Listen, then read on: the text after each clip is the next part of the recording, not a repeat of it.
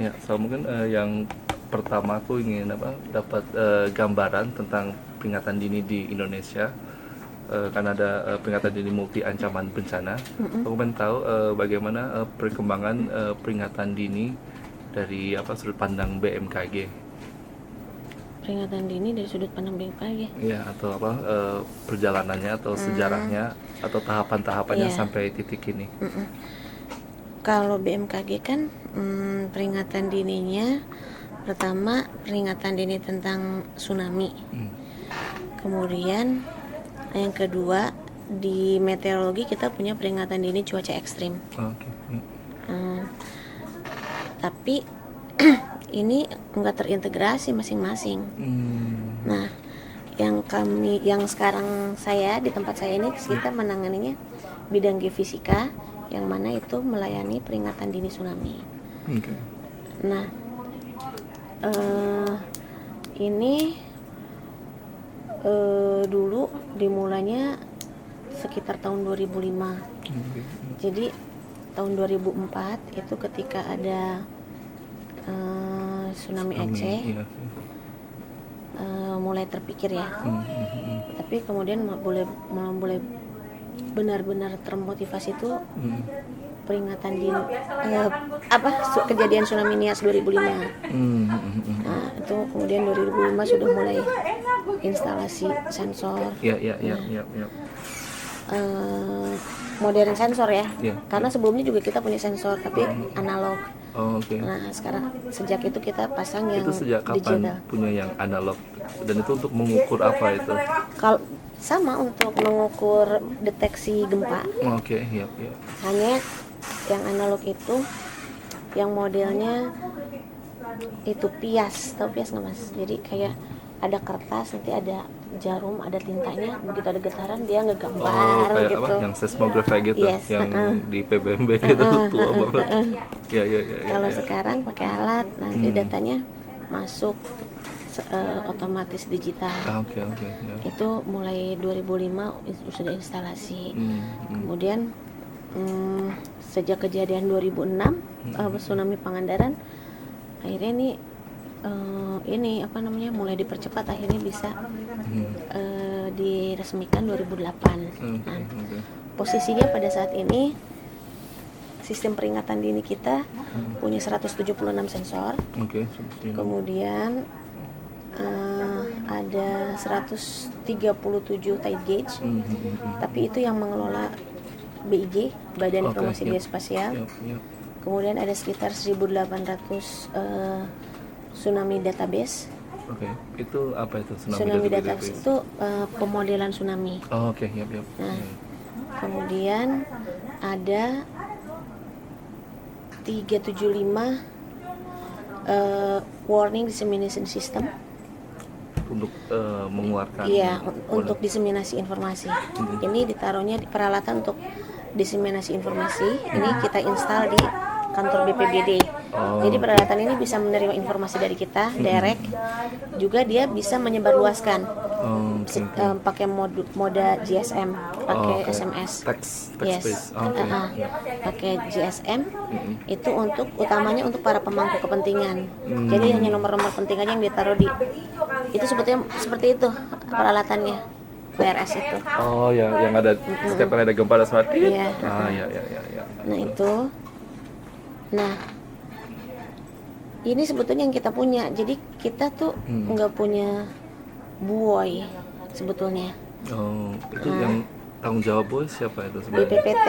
Dulu memang ada rencana seperti itu, tapi sejak itu diinstalasi pun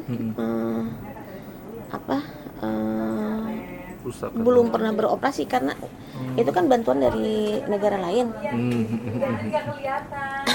Entahlah, nggak tahu gimana sampai akhirnya memang benar-benar tidak ada aja, hilang. Belum pernah benar-benar masuk ke dalam sistem kita. Nah, so itu iya. cuman floating di air sendiri gitu. Iya, nggak tahu, mungkin dulu alih teknologinya belum diajarkan juga atau bagaimana, nggak ngerti ya. Iya. Saya juga belum masuk waktu itu. Nah, jadi poinnya sistem peringatan dini tsunami kita itu berbasis pada deteksi gempa bumi dan modeling tsunami. Yang Oke. 18.000 tsunami database. Yes, yes. Meskipun sebetulnya selain database, kita juga bisa real time simulation. Jadi misalnya kalau di database itu nggak ada tuh yang cocok dengan gempa yang kita perkirakan potensi tsunami, maka kita bisa bikin sendiri simulasinya, generate sendiri. Itu menimbulkan berpotensi tsunami apa enggak. Nah Itu kapan menggunakan yang real time itu? Pernah digunakan belum? Real time modeling. Umumnya kita menggunakan yang itu yang sudah ada di database. Oke. Kita langsung, karena waktunya kan sangat cepat. Iya. Jadi kalau kita, kecuali kalau misalnya mungkin tsunami jauh mungkin ya. Tsunami jauh kita Dari pakai, Chili atau dari mana? betul. Ya. Itu kita bisa gunakan, itu kan waktunya masih lama. Tapi kalau cepat kita tsunami-nya near field tsunami, kita pakai database. Oke. Nah, terus itu posisinya current status sampai sekarang ya. Nah, tapi sekarang setelah kejadian gempa bumi Lombok, terutama gempa bumi Palu, tsunami Palu, kemudian tsunami Selat Sunda. Krakatau itu. Iya, kemudian perhatian mulai ini lagi. Jadi kita sekarang mendapat support untuk memperbanyak sensor. Support Sensor dari mana? Dari APBN atau dari luar? APBN, Oke. ada juga dari, tapi ini nggak tahu nih dijalankan apa enggak, tapi yang sekarang dari APBN itu tahun ini kita ada tahun sampai tahun depan ya, tahun 2020 itu kita akan punya sekitar 500-an sensor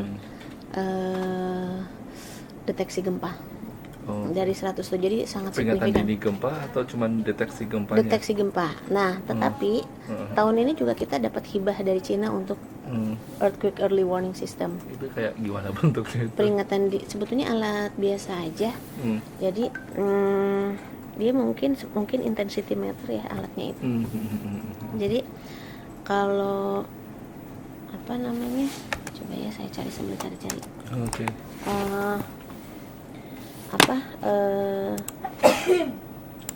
So berapa menit atau berapa apa itu yang kecepatan, ada sirenenya atau ada yang mana dulu nih? yang ini apa, gempa bumi dong? Yang gempa bumi. Jadi ini baru dipasang, Pak. Oke. Jadi belum settle lah, belum diuji coba resmi. Jadi kita masih masang di beberapa. Oke. Nah,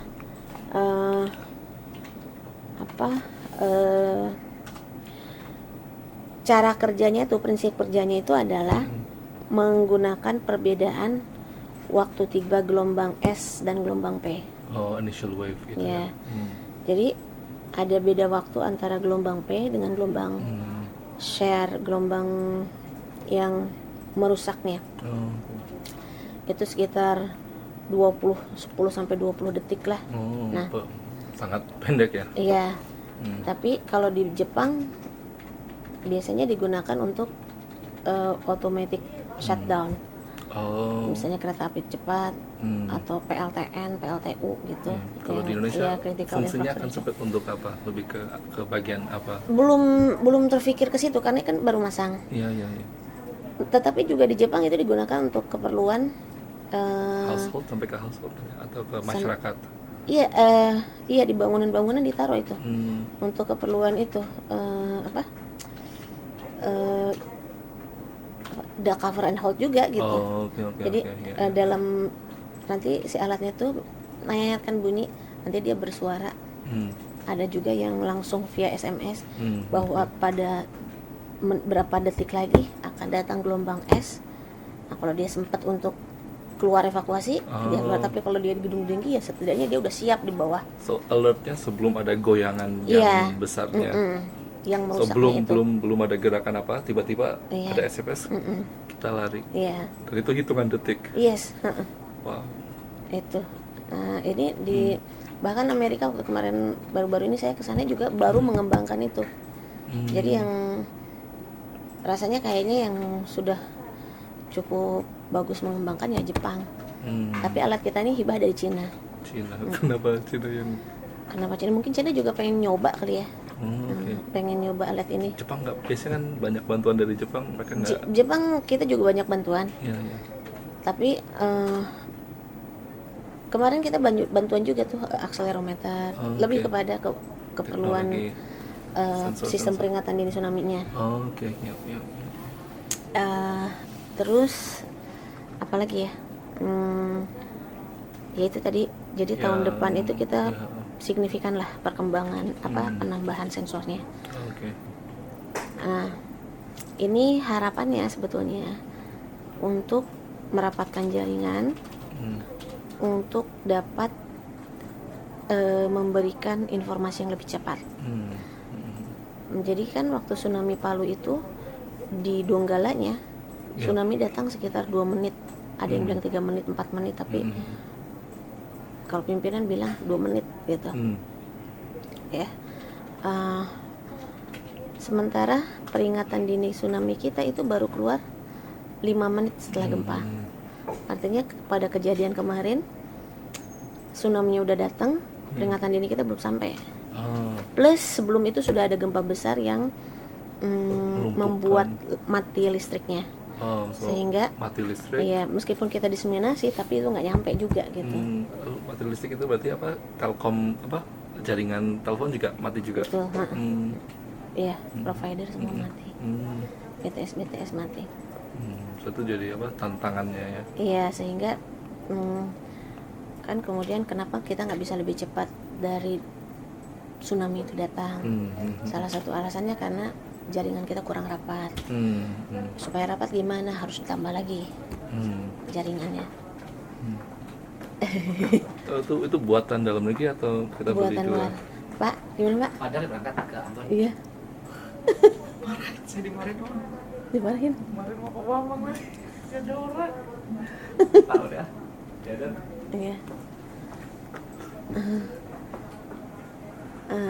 Tadi udah sampai mana ya? Tantangan yang selama ini apa saja yang dialami BMKG dalam peringatan dini atau yang tantangannya tentang early warning. Pertama, pemahaman tentang informasi gempa bumi dan peringatan dini tsunami itu sendiri. Understanding. Orang masih bertanya-tanya kenapa harus ada pemutakhiran. Itu padahal sebetulnya hal yang biasa ya. Jadi kita tuh pada katakanlah 2 menit pertama pada saat kita mengeluarkan info gempa pertama kali, itu belum semua sensor yang masuk ke sistem kita. Nah, tapi kan kita buru-buru nih dengan kejar-kejaran nih sama waktu. Akhirnya kita memilih lebih baik cepat dulu, akurasi nanti belakangan. Sambil jalan kita proses gitu. Nah, tapi kemudian sering orang berpikirnya kok telat?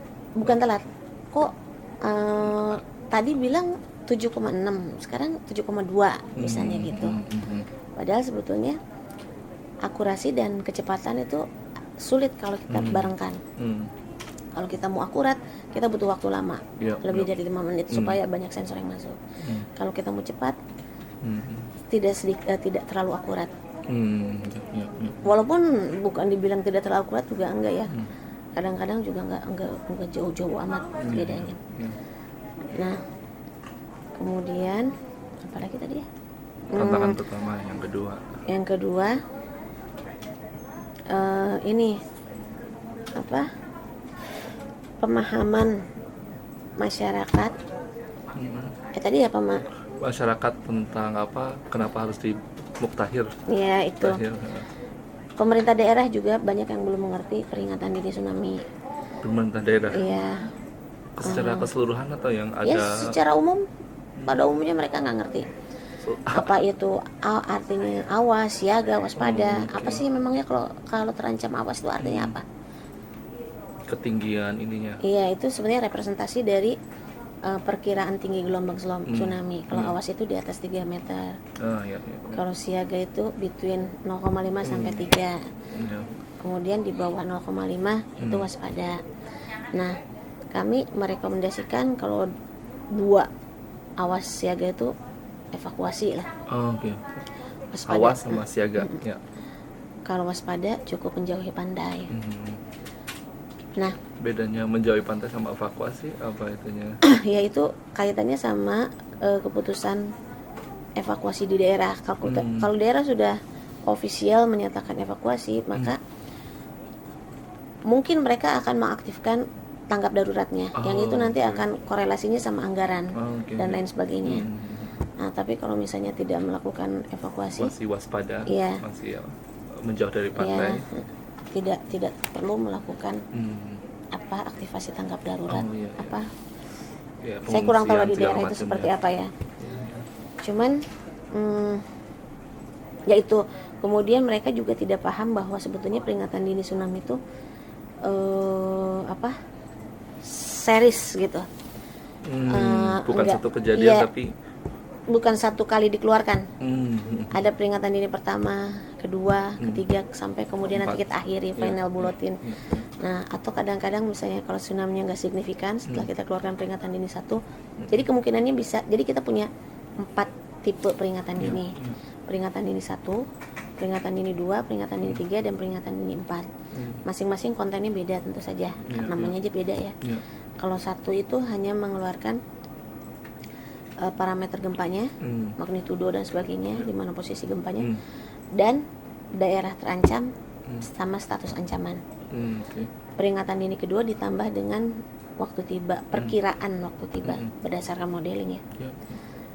Kemudian yang ketiga itu ditambah dengan hasil pengamatan tinggi muka air laut di tide gauge di pantai. Jadi ini sebenarnya sudah terkonfirmasi ada tsunami. Yang data dari PIG ya. Betul. Itu. Ya. Kemudian yang keempat itu yang final bulletin all clear status. Berarti boleh balik lagi ke Kalau atau- dibilang boleh balik lagi kan keputusan pemerintah daerah, terserah. oke. Ya. Tapi artinya tsunami kalau dari kami hanya ya tsunami udah nggak datang lagi gitu. Nah, keempat jenis ini belum banyak orang yang tahu bahwa sebetulnya peringatan dini tsunami itu ada empat tipe. Walaupun pada prakteknya tidak semua. Jadi gini, ada timelinenya. Peringatan dini tsunami pertama itu kalau SOP kami yang sekarang dikeluarkan 5 menit setelah gempa. Kemudian yang kedua 10 menit. Berarti Mas sudah tahu ya, Lia? Ya sudah baca dulu tapi agak lupa Iya, gitu. 10 menit. Kemudian antara 30 sampai 60 peringatan dini ketiga. Peringatan dini ketiga tuh kita bisa berkali-kali tergantung berapa tide gauge yang kita amati dari daerah yang terancam. Jadi bisa 31, 32, 33. Kemudian yang terakhir kalau kita sudah mengamati ancamannya sudah menurun, maka kita akan mengeluarkan peringatan dini keempat. berakhir. Peringatan dini keempat itu SOP-nya adalah 2 jam setelah perkiraan terakhir dari estimation of itu time arrival time tsunami. Jadi misalnya ya, maksudnya gini, kalau misalnya sumber gempanya di Bengkulu, kemudian ancaman terakhirnya sampai ke Bali misalnya, kita akan ngelihat tuh di Bali tuh yang terakhir jam berapa. Itu perkiraannya dari modeling. Maka itu nanti ditambah 2 jam baru dikeluarkan peringatan dini 4.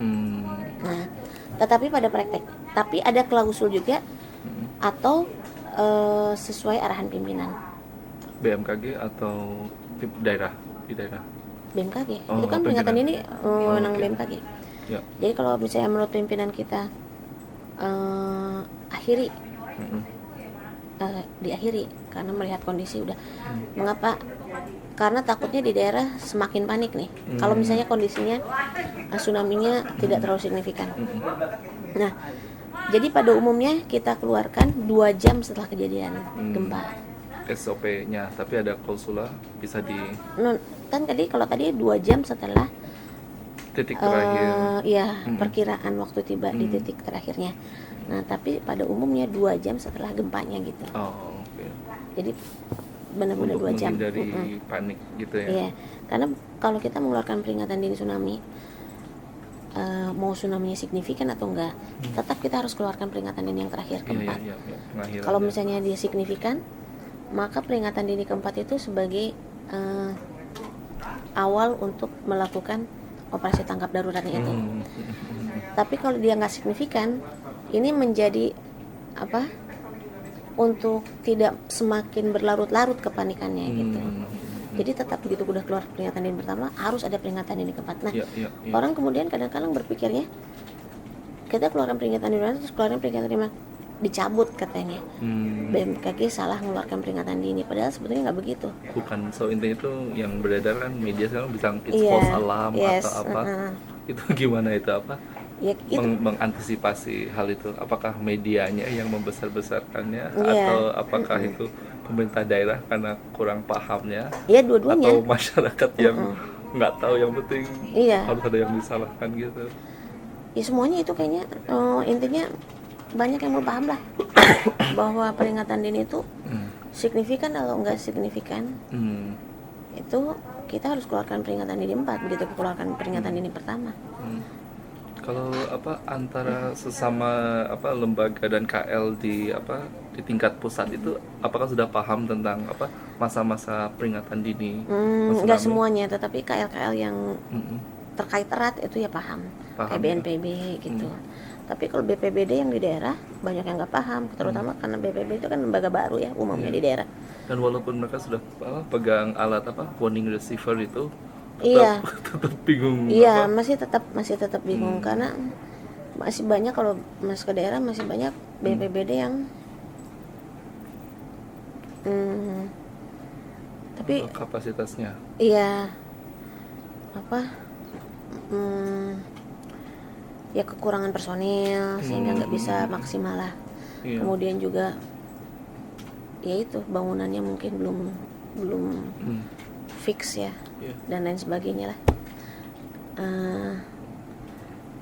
Personilnya juga mungkin masih ya belum, bukan personil yang mungkin ya, tapi nggak tahu juga mungkin personil yang terlatih untuk keperluan bencana gitu. Iya. Lalu kan di daerah kan rencananya ke Lombok sama ke Bali untuk penelitian melihat desentralisasinya seperti apa konteks early warning dalam era desentralisasi. Itu fungsi bukan kalau yang di BMKG yang di daerah namanya apa aku lupa. Stasiun atau stasiun itu fungsi mereka dengan BPBD ada gambaran nggak seperti apa hubungan mereka? Atau tupoksinya mereka untuk berhubungan dengan BPBD setempat itu seperti apa? Jadi UPT daerah itu pada prinsipnya adalah perpanjangan tangan dari BMKG pusat. Ya. Itu digabungin aja sama itu. Apa ya mas? Oh, nyantai aja. Tak stop aja biar kalau berkaitan dengan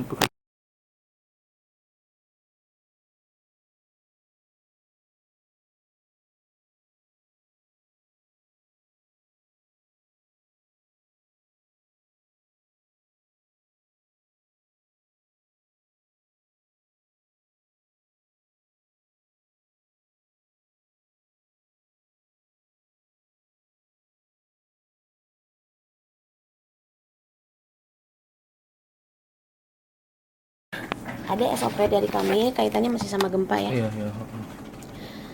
Jadi ya kita di daerah itu kita memberi support dan bimbingan teknis kepada BPBD daerah. Kalau mereka mau buat rencon itu kan pasti butuh kajian potensi ancamannya seperti apa itu dari kami dari UPT daerah yang support.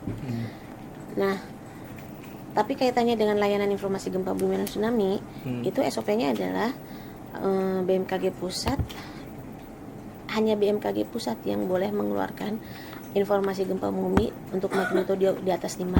Oke, di atas 5. Demikian juga untuk peringatan dini tsunami, karena tsunami pasti kan gempa besar ya. itu hanya BMKG pusat. Hmm. Dan mungkin backup, kita punya backup sistem di Bali. Jadi kalau sini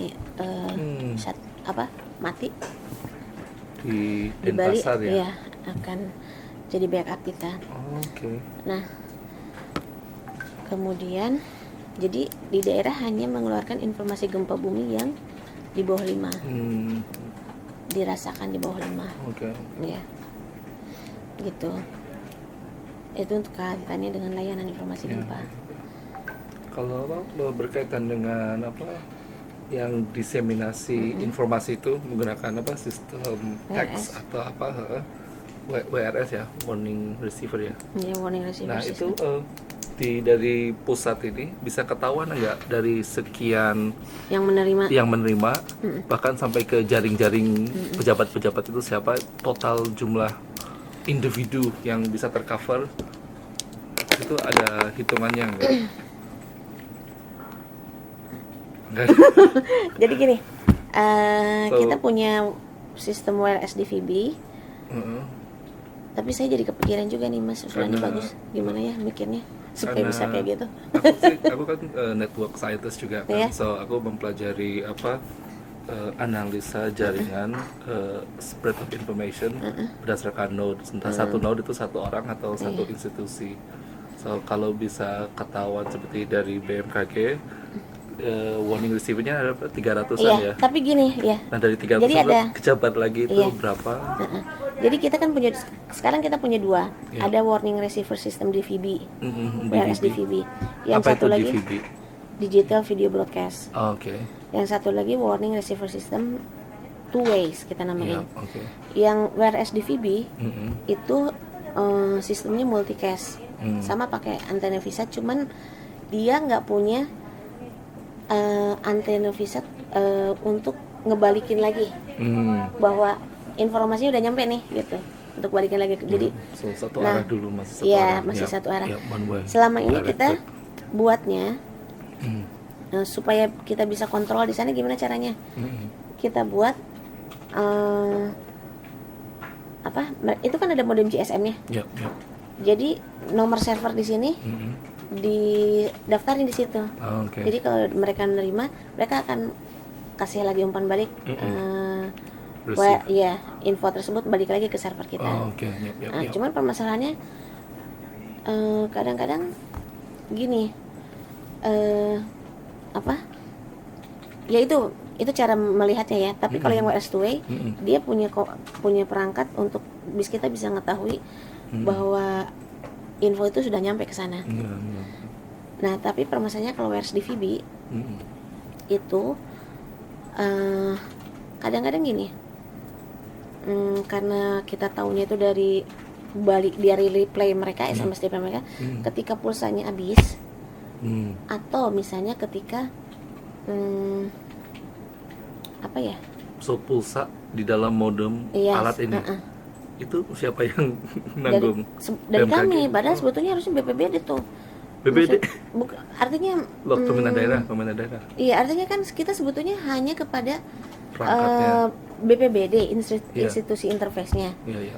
Kalau kemudian kita nambahin biaya komunikasi untuk mereka bisa sebar, itu kan sebetulnya kebaikan kita Oh, gitu. oke. Mereka sebetulnya harusnya mereka Iya. yang mereka sampaikan ke katakanlah kepimpinannya kemana, itu kan harusnya tanggung jawab dari situ gitu.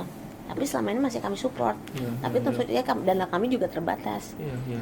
Jadi karena kita kan aktif banget nih gempa, Iya. jadi kadang-kadang nggak sampai akhir bulan udah habis tuh pulsa. Karena apalagi kalau gempanya besar, ada banyak aftershock. Oh, iya, iya, Jadi bener, terus bener. info-info habislah pulsanya, sehingga mungkin nyampe ke sana tapi nggak balikin lagi reply ke kita karena pulsanya habis. Nah, Iya, iya, iya. nah itu salah satu kendalanya untuk benar. Jadi meskipun kita punya sistem itu, tapi itu nggak menjamin Iya, iya, benar. benar-benar.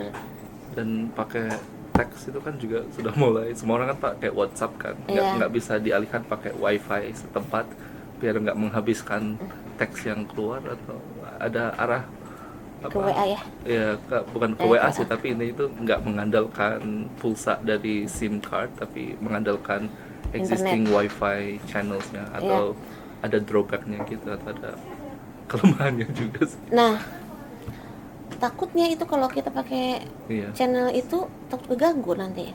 Hmm. Maksudnya yang kita pakai kan komunikasi VSAT, ibaratnya direct link gitu, Iya, iya, iya, iya. yang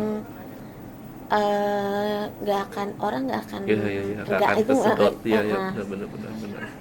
Ini kan karena mereka institusi yang utama yang harus kita Iya. kasih tahu. Iya, iya, iya. Kalau kita pakai, sempat juga sih kita kepikiran, maksudnya ya mungkin ke depan perlu juga ya. Iya.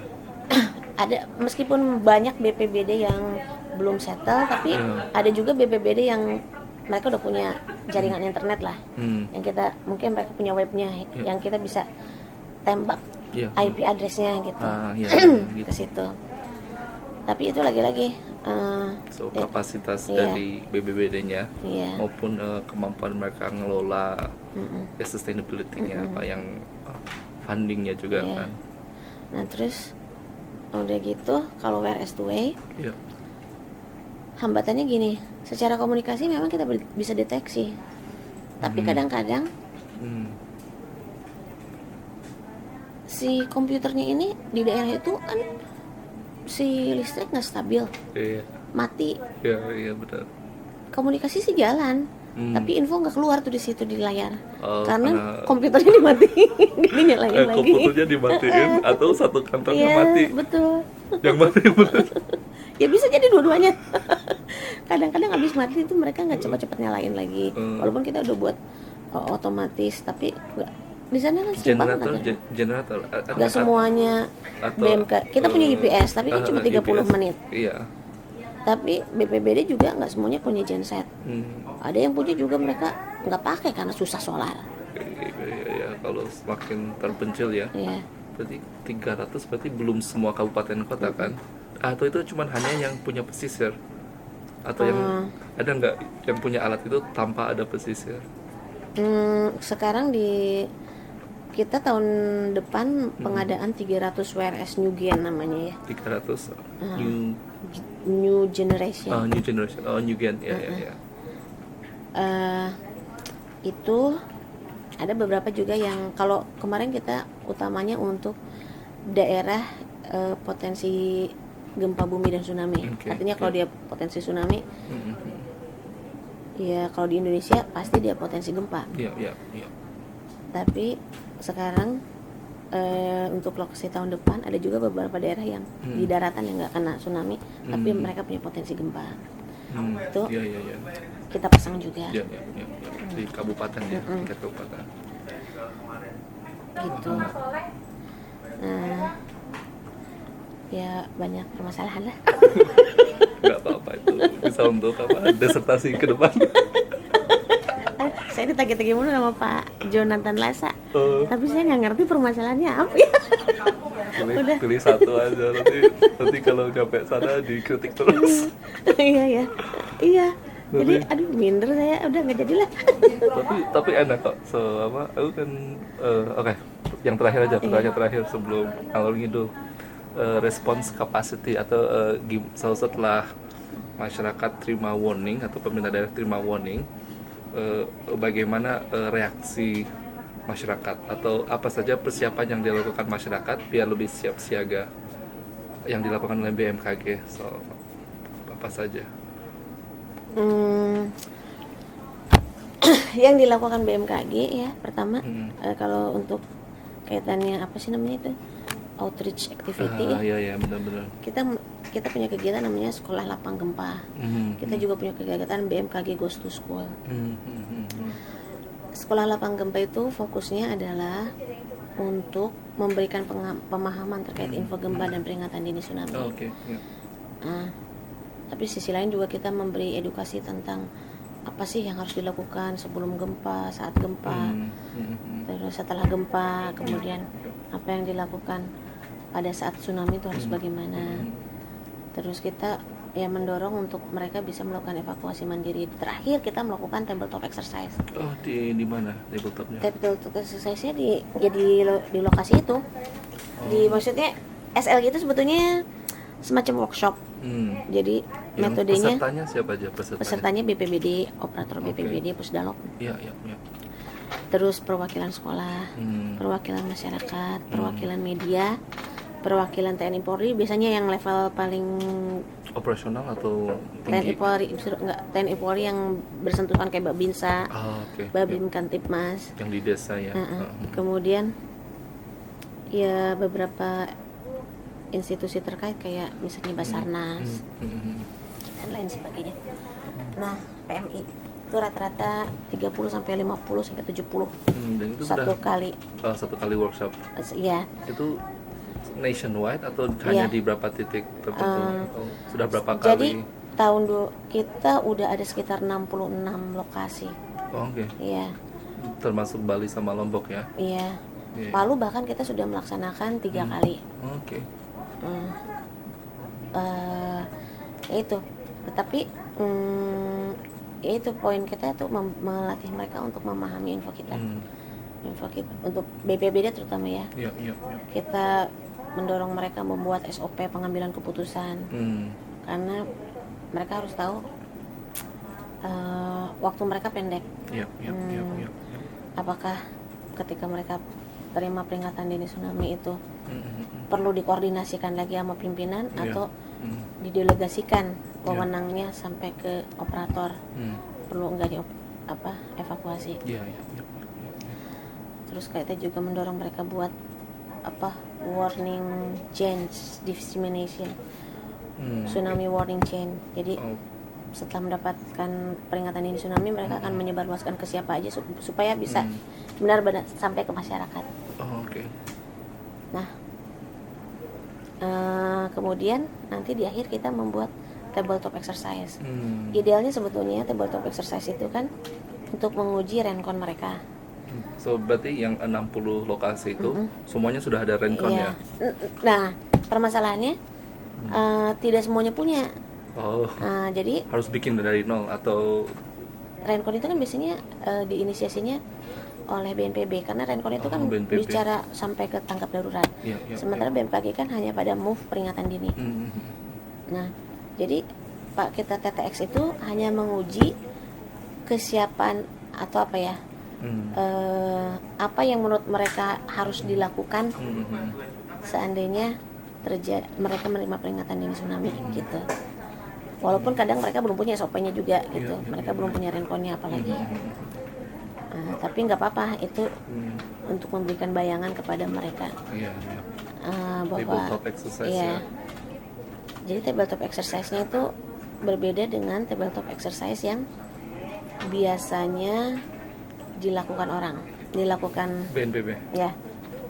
Apa yang membedakan BNPB? Membedakannya ya pertama dari scope latihan. Iya. BNPB kan latihannya dari move 1 sampai move 4 tuh. Dari mulai move peringatan dini, move tanggap darurat, move transisi, move rekonstruksi, rekonsiliasi Oke, itu ya. Nah, kita hanya satu aja nih yang kecil, move peringatan dini aja. Sampai ke evakuasi enggak? Iya, sampai evakuasi. Oke. Ya dalam move peringatan dini itu di dalamnya sudah ada keputusan evakuasi atau enggak. Nah, kemudian yang membedakannya lagi, jadi tabletop exercise kita kalau dalam perspektif mereka tuh disebutnya gladi posko gitu. Oke, iya. Tapi kalau buat kita karena itu di dalam ruangan dan responnya juga kita minta mereka merespon itu dengan menulis. Itu kita sebut tabletop exercise. Apapun lah bentuk latihan itu, yang jelas latihan kita simpel sebetulnya. Jadi kalau mereka biasanya latihannya itu gini, para pengambil keputusan duduk round table gitu kan, terus nanti dikasih kasus seperti ini, kemudian nanti mereka menjawab. Jawabannya itu kemudian ada notulennya ditulis gitu ya. Tapi kalau kita nanti ada kita sebutnya pengendali, controller, matrix board. Iya, ngasih skenario, ngasih injek di screen. Misalnya terjadi gempa, terus kemudian kita ngasih dummy peringatan dininya, tapi cuma format email untuk mereka lihat, untuk mereka paham nggak nih. Nah, itu hanya kepada BPBD. Terus nanti kita pengen tahu apa sih yang dikomunikasikan ke masyarakat. Apakah mereka tahu arti waspada, awas siaga. Terus masyarakat juga ketika dapat informasi awas siaga waspada itu Ngapain? iya. Atau ketika apakah mereka sudah melakukan evakuasi mandiri bahkan sebelum BPBD-nya Kirim. kirim pesan gitu ke masyarakat. Itu yang kita ujiin di tabletop exercise. Sederhana tapi ya cukup men-trigger mereka untuk inilah berpikir mereka perlu SOP pengambilan Iya, keputusan. penting atau. Lalu sampai kalau tabletop itu kan masih di dalam ruangan, itu sampai ada simulasi yang mandirinya atau yang Betul, tapi itu kan kadang-kadang butuh biaya ya. Iya, Apalagi di benar. Indonesia nggak bisa kita dibuat gratis. Minimal tuh Iya, untuk apa sih? Kalau Iya. ke tingkat masyarakat lah, ya makan. minimal Iya. Ya, aku bisa bayangkan 600 orang dikasih snack atau Iya, air putih. Iya, benar. Ya kalau air putih bisa masak ya. Tapi kalau namanya kita nasi kotak ya lumayan kalau misalnya Iya, 1000. iya. Walaupun orang bilang bukan masalah apa banyaknya pesertanya gitu. 100 juga nggak masalah untuk melakukan latihan. Iya. Tapi kadang-kadang BPBD juga buat apa ngelatih 100 orang. Jadi tetap kita harus keluar dari masyarakat. Akhirnya kita dulu kita pernah punya kegiatan evakuasi mandiri sama LIPI. Oke. Jadi format kegiatannya tuh setelah workshop, kemudian kita melaksanakan tabletop exercise, terus hari selanjutnya kita uji di lapangan. Iya. Bahkan kita ngujinya tuh dari itu. Jadi sirine, kalau kebetulan di situ ada sirine BMKG, Ada berapa sirine total? kita punya 52 sirine. 52 ya. Tetapi sekarang 43 ya. Karena ada beberapa yang sudah kita hibahkan ke daerah. Oke. Kalau dihibahkan ke daerah berarti apa maksudnya itu? Atau Artinya konsekuensinya? pemeliharaannya udah sama daerah, kita udah nggak tanggung Itu pemeliharaan. yang sudah dihibahkan Di siapa Bali aja? sama di Padang, Sumatera Barat. Oke. So itu tanggung jawab mereka Iya. penuh. Mereka yang merawat, Iya. mereka yang Oke. Di dua tempat itu ya. Nah ini sekarang tahun ini juga kita mau mendorong semua sirine kita dihibahkan aja ke daerah. Iya. Karena kita terlalu, jadi fokus kita kepada sensor. Iya. Ya kan sirine kan juga kayak ya, ada di situ dan mereka yang bisa Iya, kelola. tapi sebetulnya secara hukum aturannya eh, sirine itu kan